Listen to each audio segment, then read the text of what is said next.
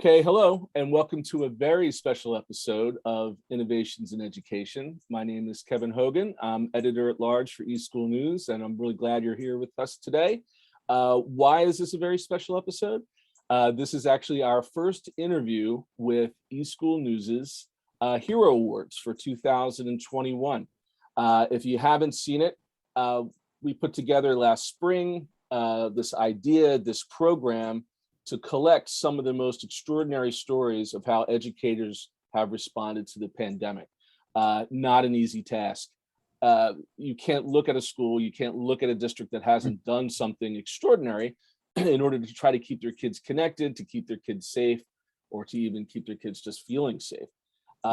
So we reached out to our colleagues, our sponsors. They came up with the stories that they've collected from their own customers, and it was a tough job because there were a lot of really extraordinary stories. But out of those, we picked three. The judges picked three that really kind of showed and exemplified the type of extraordinary measures that schools have gone through. And today I have Sean Beckus. Sean is the network administrator at Navajo Preparatory School in Northwest New Mexico. And I also have Emily Holland. Emily is with Khajiit. They were the sponsoring company that got us in contact with Sean and with Navajo. So both of you, welcome to Innovations in Education. Thanks for being here. Thanks for having us. Yeah, glad to be here. Sean, let's get started. I was mentioning that there are a certain number of things that have become crystal clear as a result of this pandemic. The one first and foremost is that every student, no matter where they are, it's understood now that they need access to the internet, as well as a device, as well as some tutoring, as well as how to use it. It's not just enough just to have the access. I've spent many years at tech conferences talking about the theory of digital equity, talking about the theories about getting kids connected and its importance. It just became a very, very stark reality in March 2020. I think the story that Navajo Prep talks about in terms of making that concept a reality is really, really strong. So maybe can you start off and tell us a little bit about the school and when it comes to talking about rural access to the internet, I think you guys might take the prize there, right? Where you're located. Talk a little bit about your setup. Okay, so basically Navajo Prep has been and I'm kind of reading off our vision and our mission here, so make sure I get all our history right. Yeah. I've actually been here less than 2 years in this current position. I worked for a different school district for about 13 years before I switched over here to Navajo Prep. So Navajo Prep's kind of we're located in Farmington, New Mexico, which is northwest New Mexico, kind of on the border, the eastern border of the Navajo reservation, which kind of goes into Arizona, parts of Utah. It's a big area. Established in 1991 under Navajo Nation Corporation Code as a nonprofit organization. So 82-acre school. We're basically classified as a grant school with federal funding pursuant to legislative sanction by the Navajo Nation. So that's kind of where we come from, and we do have residential halls here on our campus for students. They make up a good majority of our student body here. We also have day students, which they come in from the towns that are kind of nearby here. So basically when I started here, it was in November of 2019. So the timing was kind of an odd one for me, really, because starting a new job, for a few months, and then kind of getting that thrown at you with this pandemic, which was really, nobody really had seen something like that. So, so back to our students. Our students basically come over. Most of them were over 90, I think over 90% Navajo students come from all over the Navajo reservation. So, Arizona, and, they do stay here in the residential dorms. And then at that time, we were busing them back like every Friday. We did since move to offer a 7-day residential program, so we can keep our students here all week if we need to now, so the parents don't have to struggle to try to pick up their students every Friday now. So that's good. So we've made those changes. So basically, when I started here, it seems like Navajo Prep's always been a little ahead of the curve technology wise. Even when I started here, we were already giving out hotspots to the students. We were making them available at that time, and I believe a lot of the students weren't even taking advantage of it because a lot of our stuff was still in boxes. I'd say 25% of our hotspots were actually given out, and our student population usually hovers around, I'd say 260 to 290 students every school year. So at that time, that's what the number was. And when March of 2020 hit, we were just like a lot of other school districts, we weren't ready for it. We did have an existing one-to-one laptop program here, which was probably like a year old at that time. The technology that the students had, apart from the hotspot, which was just tied to one cellular vendor, our students had outdated laptops, really. The laptops that we had previously bought were already underpowered, I think, when we bought them. So that was really our struggle, was really to try to replace the laptops plus get connectivity to these students, during that time. So when March of 2020 hit, we basically gave out all the hotspots on campus right during spring break, basically after our spring break, which is it was like the last week of March in 2020. After that, we were basically shut down for a year, so really that was our last week, and we didn't know it then to make sure all our laptops were working, to give out all our cellular hotspots. So, we set up in the cafeteria here, and we made sure the students at least took home our hotspot, and made sure their laptops were working. So we kind of really still, like a lot of schools, we struggled to finish the school year like that, just trying to get those hotspots running with the laptops. The cell service on the Navajo Nation, of course, is really, really spotty to say the least. It's Yeah. just yeah. Yeah, but see, I mean, I heard a lot of stories about IT directors hopping in the cars and going around their districts and handing those things out. Give us a little bit of a scope of Mhm. what that means when you're driving around where your students are. It's a little Yeah. bit of a different scale, right? Yeah. So basically our students, I guess Emily's from Arizona, basically the reservation goes all the way up to almost to Flagstaff over there in kind of central Arizona, which is almost I think it's a 4-hour drive from where we're at, across the whole desert landscape there. So, and then, we had students all the way in Albuquerque, in Cuba, all these far reaching places that, some of them lived in canyons, where we, there was really, really spotty cell coverage, to say the least. So we had to really reach out and figure out, the first thing we had to do was really figure out where these students were, because, even as much improvements we've made on the reservation, we still don't really have something as simple as like a postal address. Pretty much all our students, we get our mail from PO boxes. So that's the only addresses that we really have. So we really had to dive in there and try to get GPS coordinates for a lot of these students, just to try to find where they're at, so we could figure out what cell service would work best for them. So we kind of had to gather that data first, and do our drive out. So we really didn't start improving the cell stuff probably till after that school year ended. It's probably the summer of 2020. We signed up with like Khajiit here.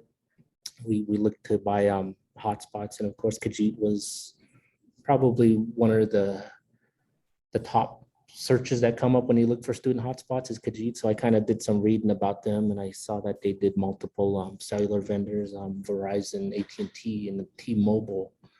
At that time, and 2020, when COVID hit, all we had was T-Mobile hotspots. So that kind of extended it to Verizon and AT&T. So we put it in our budget to buy with CARES Act to make sure we get, a certain pool of Verizons, a certain pool of AT&Ts and T-Mobile. So during the following school year, we made sure to reach out to the students to get GPS locations and to talk with them and their parents and figure out what cellular service works best where they live, because they would know better than anyone, what works best in their area. So Yeah. we did that, and yep, go ahead. Yeah, talk a little bit about that transition to where, it sounded like, your network setup was on campus, right? That there was Yep. little to none sort of remote. And so you went from that to completely remote to where you now had new IT staff, which was mom or dad or a guardian or an adult or somebody who had to physically kind of manage the technology in these remote locations, in the kids' houses. Talk a little bit about how that changed the scope of your work.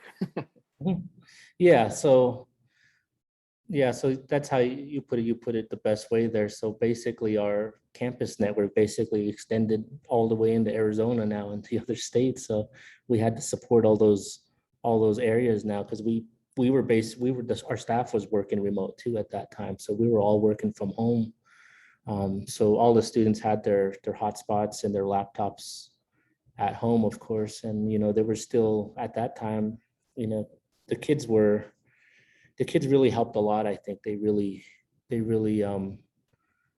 did all they could to try to meet us halfway, to try to get through it, to finish up that school year. Really, we had reports some kids were going on top of their houses just to get a cellular signal with those hotspots, just to download emails, just to upload their homework, or they would drive out to the dirt road where the highway actually is, to try to find that signal where they could send an email or download a message or whatever they needed to do for school. And we still had some students where we had to send out flash drives, and we were back to the old sneakernet days. Sneakernet, yeah. There was just some situations where we couldn't push software. We had to deploy software which over their connection. Basically on the low end, some of these kids were getting, I'd say, 1/2 a meg, probably up to 2 megs with those initial devices that we had. So we did all we could. The teachers were still learning to use Zoom.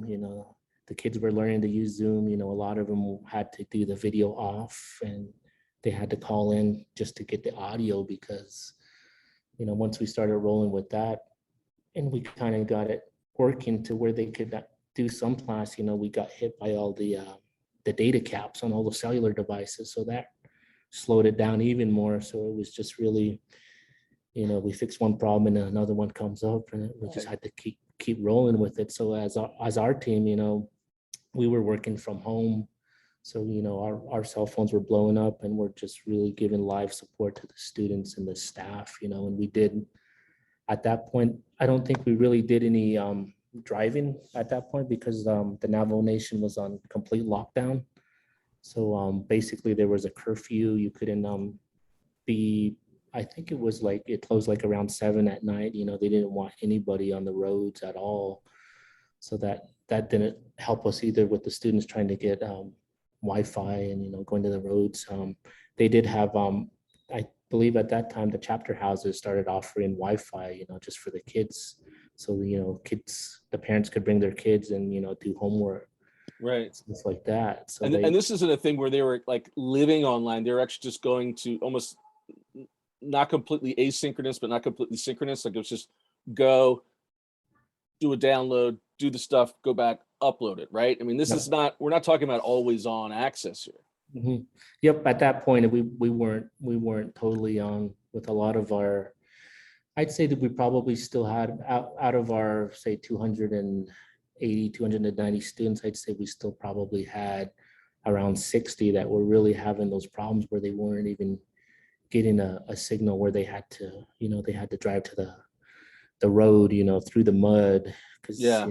this Yeah. was still in the winter, and I think it was still snowing at that time. So they would drive through the mud, try to get a cell phone signal so they can upload their homework. They put it on flash drives, and at that time too, we were delivering food to them with our food services department was delivering food to the students. So we would if we needed to deliver a flash drive or other equipment, or if we had to swap out laptops that were broken, they were really our lifeline to deliver those school bus drivers. They would sit there and they would exchange the stuff, and Yeah. the students, and swap hotspots out. So they were really doing that part for us too at that time. So it's like mobile IT support as well as food deliveries, like one stop shop. That's pretty cool. Now, let me ask you this. I mean, so these are all innovations that came out of the chaos, right? I mean, it came out of just this complete madness that we had to go through. Are these things that you think that you will keep in place now? I mean, so even if, if and hopefully when we go back to normal, is this remote network setup something that you think that you will continue? I mean, that you're finding enough benefit out of it that it's worthwhile? Yeah, I think so. After last school year, after the initial spring, we did have the Khajiit stuff. We reached out to a lot of the other cellular vendors on the Navajo reservation. Some of them had their own proprietary cellular stuff, so we did buy a lot of that. We mounted the cellular antennas on some of the student houses that were still picking up a decent enough signal, but not good enough for video. So we did go out to those remote sites and install cellular repeaters and antennas on the rooftops so they could at least zoom. So a lot of that stuff, we did kind of see the benefits of it. So when we rolled out this school year, we were able to do on-campus learning, which is what we're doing now. We are still offering remote students classes. At that point last year too, we did install video conference equipment in all our teacher classrooms on campus.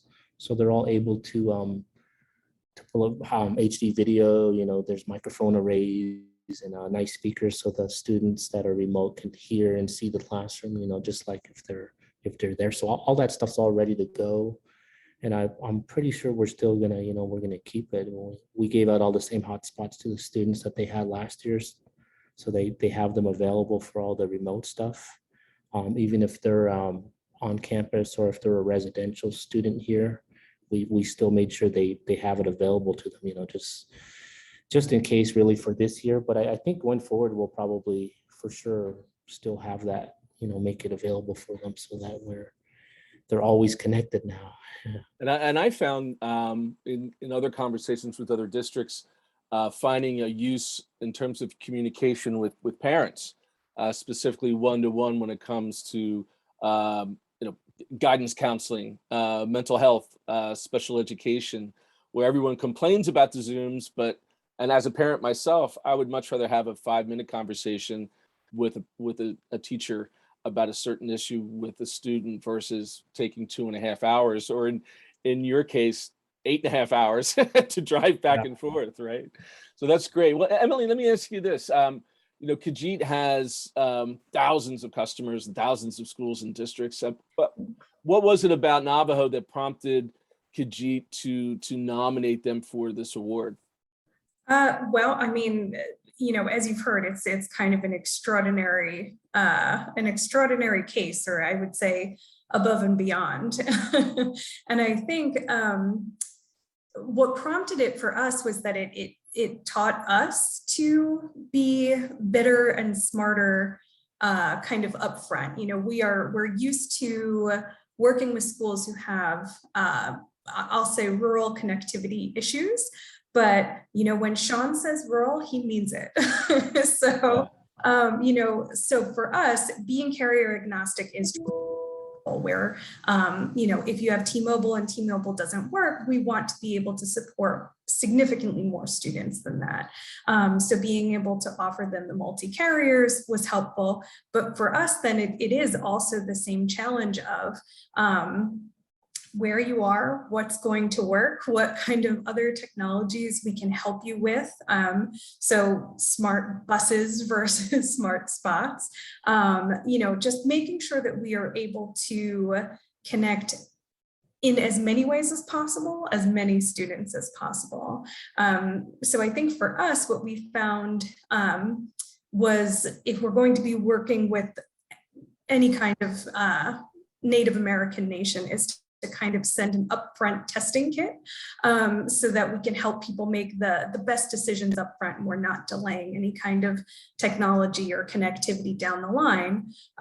So being able to provide somebody upfront with a Verizon hotspot, a T-Mobile hotspot, which is also now Sprint hotspot, AT&T, what will roam onto any existing towers that are within the reservation, and also then the ability to supply routers to a home if we need to. So just being able to provide upfront help that can solve technology issues before, the back end of, well, I had T-Mobile and it didn't work, and maybe we can swap this out. And so just finding kind of upfront ways to be as all-encompassing as we can so that we can help quickly resolve problems. So I think it was also, what Sean taught us about how to be better at what we were doing and how to do that quickly.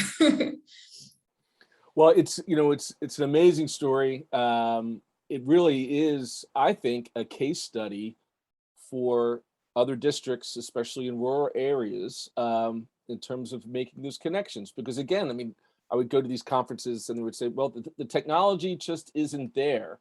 Sean, from what it sounds like, the technology is there. You just have to go out and well, pay for it. That's a little thing, but then also just and put it up. Mm-hmm. Yeah. Yeah. And what and that would be like good idea what Emily's talking about, kind of like a test kit to send out.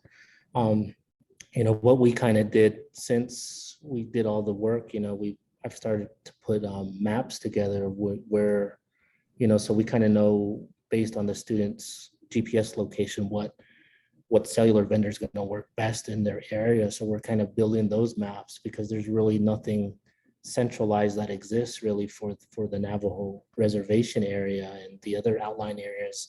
You can kind of look at the coverage maps that they offer online. Not real accurate, but it's kind of a start. So we're kind of starting to build that. So that would be something nice to have, especially like with Khajiit, where they could tell, okay, they're in this location, so this is what's going to work best. And if not, we could try this.